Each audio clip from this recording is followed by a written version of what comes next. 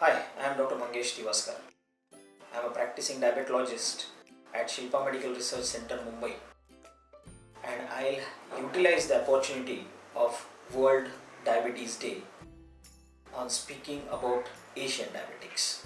And there I'll be talking about gliptins, the role of gliptins, with a special emphasis on teneligliptin. Believe me, teneligliptin is one such gliptin which has become one of the most prescribed gliptin, especially in the Indian subcontinent of late. How it fits into our Asian subcontinent, what are the various advantages of teneligliptin per se on other gliptins, that all will be discussed in a webinar that we are going to do on 14th of November.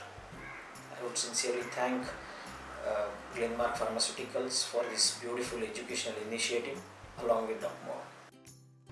So do join me on 14th of November for the live webinar on Asian diabetics with a gliptin overview.